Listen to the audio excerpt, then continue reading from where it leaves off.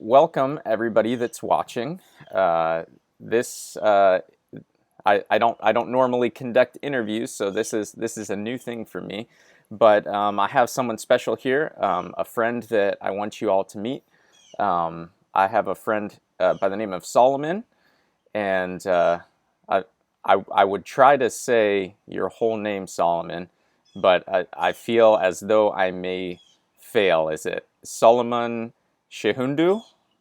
Is that how you say it? Shehundu? Is that correct? Yes, Shihundu. Shehundu. So, so Solomon and I met on a Church of God ministers networking group, and we've become friends. And over the course of I don't know, has it been about a year? Probably over a year now, about a year and a half. Over the course of about a year and a half, we've gotten to know each other.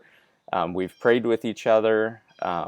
We've kind of shared uh, bits and pieces of our life together over the last year and a half. And Solomon is in Kenya, Western Kenya, right? Yeah. So, Solomon, could you, instead of me trying to tell people uh, about you, why don't you go ahead and tell us a little bit about yourself? Where do you live in Kenya? Tell us about your family. Tell us about the church that you pastor. So, Okay, thank you. Thank you, my brother. My name's Solomon Chumbe Shundo, Church of God pastor in Kenya, and I come from western part of Kenya. I'm married with one wife, think so. God has blessed me with three children. Yeah, and, I love my family. I have one single boy with three girls. The two are in high school, secondary schools. Then the one is in primary school. Then the other one is a 2 year old. It's not yet in school, but I hope very soon it'll be in school. And then I've served in the Ministry of Church of God for 8 good years now. In Kenya, we have a associate pastor and senior pastor. The last 3 years, I've served as a associate pastor, but these 3 years, the current one, I'm serving as a senior pastor in a congregation of 50 members. you I said love it so much. you said Yeah, 50 members or yeah, 50 members. 50 members? Okay. Yeah, those who Yeah. are active. Yeah. Although the number is plenty, but now, those who come regular in charge is 50 members. Yeah. Yeah. Yeah. Yeah. Well, very good. So you went through. There's a Church of God school in Kenya, right? Yeah, There's for I'm a KISS graduate, KISS International KIST. School of Theology graduate. Yeah, Okay. I graduated 2013 in Bachelor of Arts in Bible and Theology. Okay. Yeah, And who was directing the program back then? Whenever you were in school. during that time was Don Smith. Okay. Don Smith that was my principal. Then Sarah Maine was the chairperson of the school. Okay. Okay. Then Dr. Lela was the deputy principal during that time. Yeah. Okay. Yeah, Um, I I have heard from uh, people who were in leadership at KISS during that time. You were a standout student. So I just wanna put that out there and let you know that people um, were speaking pretty highly of you in that program. So just to encourage you. But yeah, so you went to school. Um, you went through the KIST program, graduated. Um, yeah. and how did you feel like KIST helped prepare you to do the kind of ministry that you're doing right now? Yeah, before I joined that KISS, Kima International School of Theology, which we refer to it as KISS. Actually, I was not a full pastor. I was just youth pastor and youth leader in our churches. And there's some other things that are about leadership on how to about pastoral counseling, those areas I was always green. I could not be able Okay. to handle people who could come with some challenges. But the last 5 years that I was in peace, uh, they empowered me with that knowledge. And this knowledge has really helped me. That's why even when I came back to ministry, they made me to become now senior pastor in the church because I have the information, I have the knowledge. In addition Sure. of God's calling, but I have not the knowledge which I can be able to share. And then second thing is that I know Kenya is a country of many tribes. You may find that there are some other tribes which will not be able to speak our own language, mother tongue. We call it mother tongue language. So it's maybe use Swahili and English, which can be able to be understood. So his program has also sharpened him to be able to speak in those two languages, Very which I good. think I can communicate effectively to people. And it has Yes. really helped me so much. Yeah. Then in addition to that, that one his at large, it has also exposed me to various areas and the various disciplines of ministry. Yeah. Okay. So you're telling me that you've only been speaking English for for a few years. I mean, really, in the large scheme of things, is that correct? Yeah. While Good. we were in his Yeah. institute, you remember most of our lecturers were Wazungus or you are Europeans Yeah. Yeah. or Yeah. Americans, so they could not even speak Swahili, they could not even speak Matalan. So it was a must that we should be able to express ourselves in a language that they can be able to understand. So did And you that's teach? why Yeah. that's why they taught us English. Did you teach them We were taught, Swahili too? they taught us English, and we could even teach them Swahili and other languages if Very they could good. be able to get. Yeah. Awesome. Awesome. Well, I'm just the reason I ask is you speak very well. You speak English very well, and so I'm surprised to know that you've only perfected that skill in such a short period of time. I studied Spanish for 4 years in high school, and for a year in college, and I have some friends who speak Spanish, and well, really communicating a second language is a really difficult thing. I for the years that I've studied Spanish and have interacted with people who speak Spanish, I'm very poor in my second language skills. So yeah, you really do a good job with that. So Solomon, tell me, what is it like pastoring a church where you live in Kenya? What are the ups? What are the downs? What do you love? What are some of the challenges? Um, Maybe one thing that I like in Kenya, being a pastor there, is that many people are thirsty with the word of God, and previously, Kenya before Church of God came in Kenya, it was under the entire country was under Catholic, Roman Catholic, and everything was given by the father, the patri, or the priest. mhm. People could not be able to know what is that. When the priest could just stand in front of a congregation, he could just give directions, speaker ratings, then they leave from that point. But now, when Church of God came and other denominations, like it became Protestant. Now here, people they want to know more about God. They can even read on their own. They can do that. So people love the Word of God. And that's why every Sunday you may realize that the time that you have allocated, they will come. They will come, you share. When you speak the word and they type, if they will be typed, you will realize that they come for altar call. Yeah. They want to receive maybe salvation, they want to receive healings, and so on and so forth. So that's one thing that I love it. Secondly, is that majority people in Kenya, they really respect pastors. You know, like as I told you, after graduation, when I was given that opportunity to become a senior pastor, it really exposed me.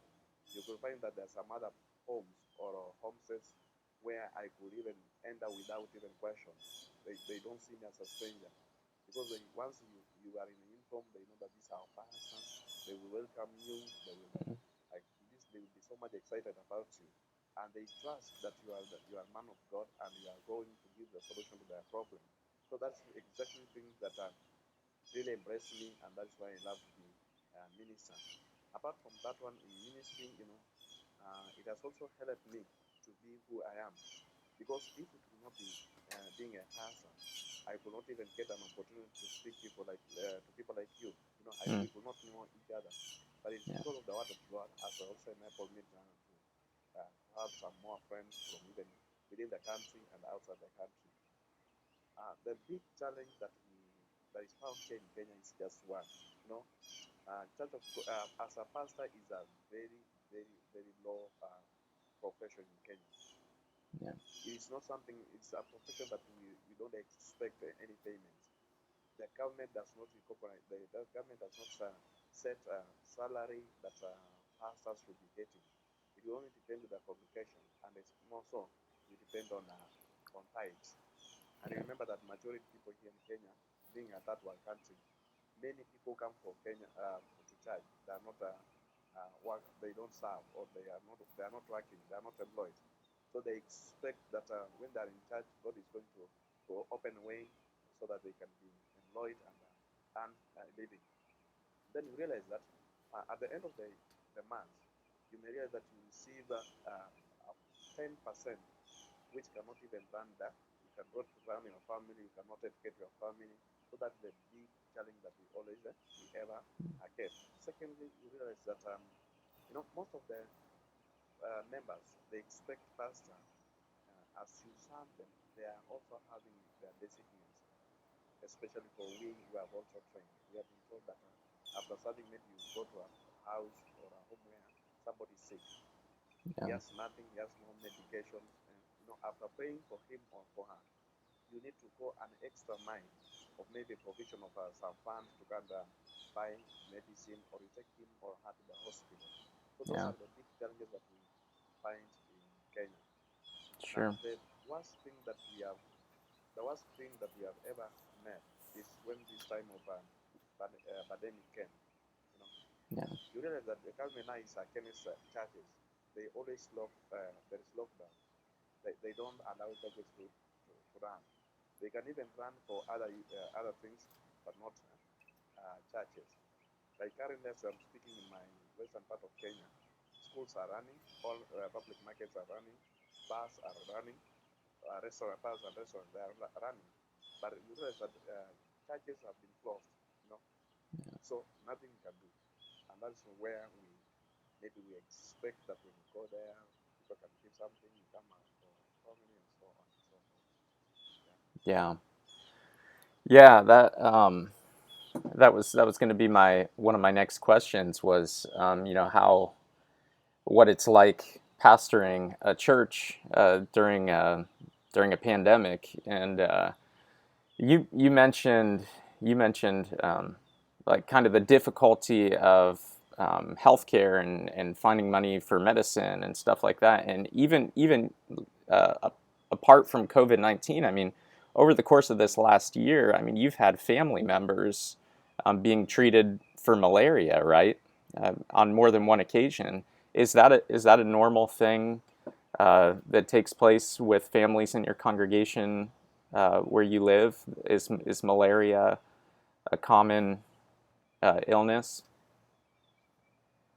Yeah, like last year when COVID was in Kenya, one of the ages that were affected was the 50 and years, and then the youth, the young children were also not permitted to go to school.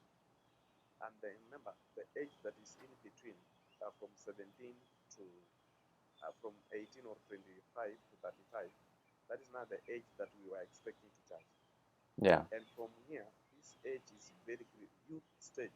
Youth age is a very critical. They are running for their own business. They want to go to do other things. Then you realize that the pandemic or COVID-19 really affected churches in Kenya since the last Yeah. year, and people have also capitalized on that. Those who were coming to churches during that time and then they started staying at home, it has just become a routine. I read somewhere that once you do something for 21 consecutive days, then it becomes a routine. Yeah. So to them, it has just become a routine. They can't even join. They can't come to church. Yeah. They will always escape by saying that it's pandemic. We have COVID-19. So it was a big issue. And apart from that one, in Kenya sometimes there is a season for rain. Okay. Rainy season, you realize that the spread of malaria is too high. In fact, we want to thank God because this year is when the government is trying to provide mosquito nets. I don't know if you have ever had them. Yeah. Yeah. Recently is when we have been signing for that. We Okay. have lost many people because of malaria. We have lost many people because of COVID-19 and with the other diseases which cannot be described. So COVID-19, the pandemic, really affected the child, Yeah. inclusive malaria. Yeah. Yeah.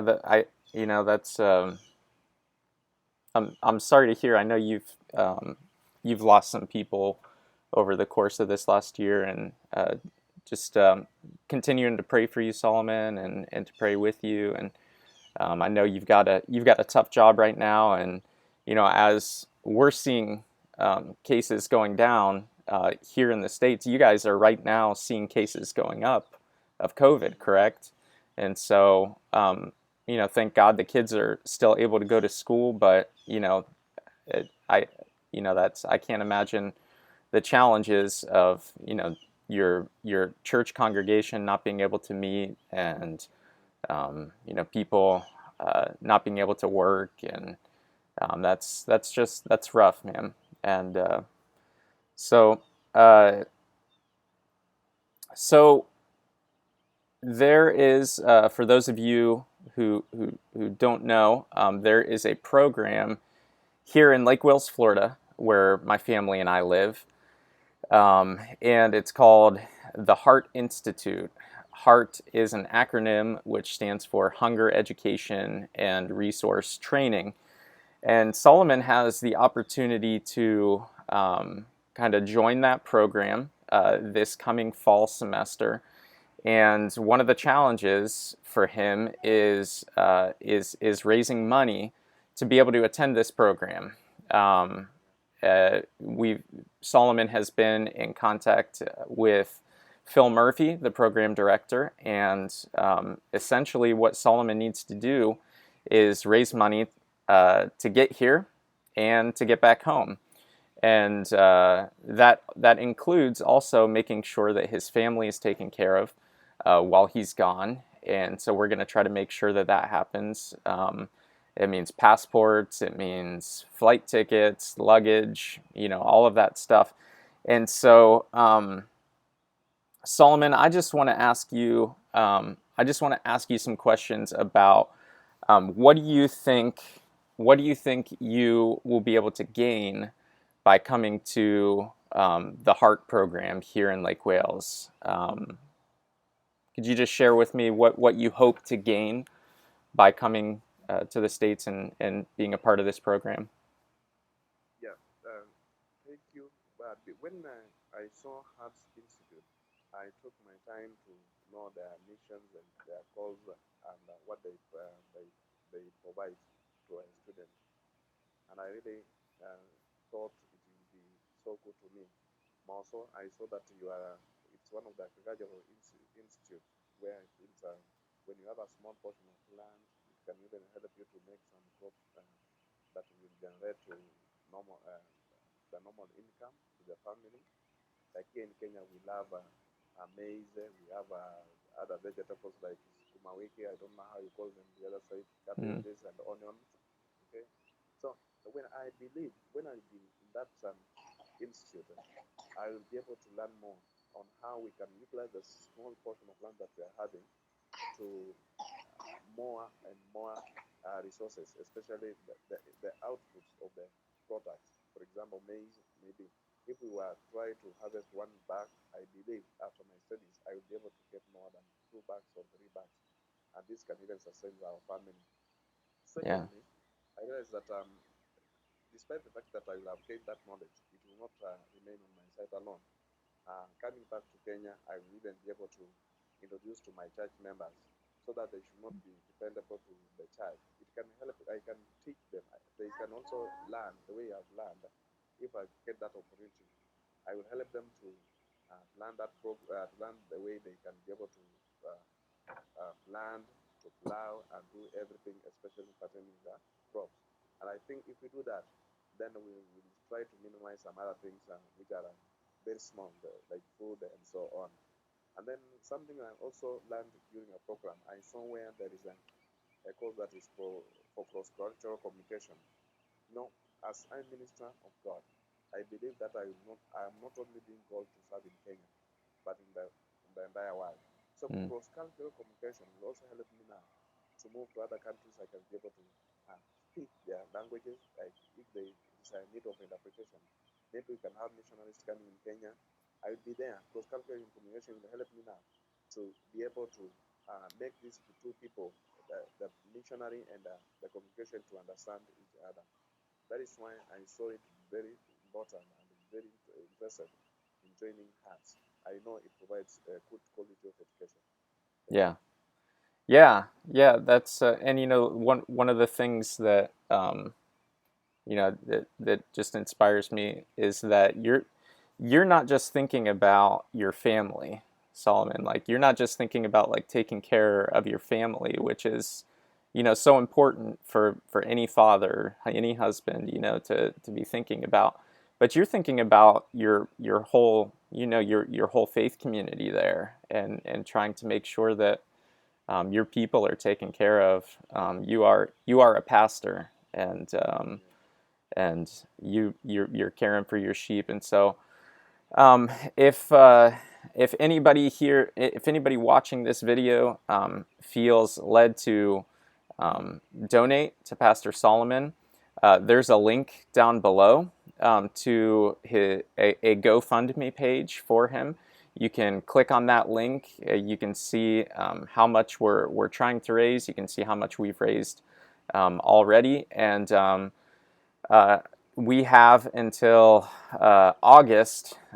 It's coming up on us pretty soon here, so we're really going to push this campaign and try to make sure that Solomon can get here in August, and also that he will be able to get back home to his family in December. So if you feel led to give to Pastor Solomon, just click on the link below. It'll take you to his GoFundMe page. And if you're curious about Heart Institute and what they're doing there, there'll also be a link to Heart's website. You can check them out, see what they're doing. Heart is all about the interconnectedness of spiritual and physical well-being. Jesus, when he preached to the masses, he also made sure that they were fed because he believed that the body was spiritual. That taking care of human needs, physical needs, was a way to meet spiritual needs as well. And so that's very much a part of what Heart does. And so yeah, Solomon, as we wrap up, I just want to ask you this last question. Uh, if somebody is feeling led to pray for you, um, how would you like them to pray for you? Okay, thank you. One, I would just like them to pray for me, especially God to start with me, to give me more life and on how to take care of my family. Number two is also to pray for my church at large, communication, my ministry. That's what I mean. When I serve, regardless of all the challenges that we are having, I should be able to overcome those challenges. Then number three, um, I have my children, two children who are supposed to be in school. There is lack of the funds or fees. They should also pray for me that. Above all, is that I want to come to US in the month of August. August is so near. As we are speaking, I haven't had anything in my hand. So I will urge any member and everyone just to pray for me that I may get funds which can enable me to be in US and take this studies. Thank you. Yeah. All right, Solomon. Well, it's been good talking to you. And I just have one more thing. I know I said one more thing a minute ago, but is your family nearby? Are your kids nearby? Could we meet some of your family? Yeah, we can. I can just take them. I can just give them some. I can make you to see them. Sure. Precious, come. We have one. Maybe come. This one of my last girl, a 2 year old, and then That's we have precious. the other one who wants to join. We have another one who wants to join. There she is. Let me say hi. How do you There she is. how do you say hello in Swahili, Solomon? Say hello. Hello. Maybe you can talk to her. You can talk to her directly. Okay. Hello. There she, Good, good. yeah, there she is. Who? And then we have the one. We have the one that was supposed to be the one that was in a uniform. There she is. Hello. Yeah, that is that one. And then we have my wife who is here. There she is. Hello. Very nice to meet you.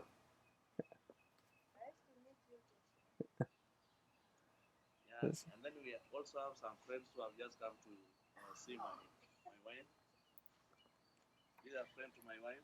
Hello. Yeah. Okay, those are part of my family that were around. Yeah. I remember the firstborn is in high school, so they have not closed. Yeah. Okay. Yeah, Robin is not with us right now, Okay. but the end of this month of July will be available. Okay. Yeah. Yeah, All right, Solomon. Well, thank you for cutting out this time today, and thank you for sharing your family with us. We will be in touch soon, praying with you, and we'll talk to you later. thank you. All right. I also appreciate for your moment with me. The whole time that you have taken your time to speak to me, I appreciate it so much. Thank you for locating me this time to discuss with you. Indeed. All right. Yeah. We'll see you later.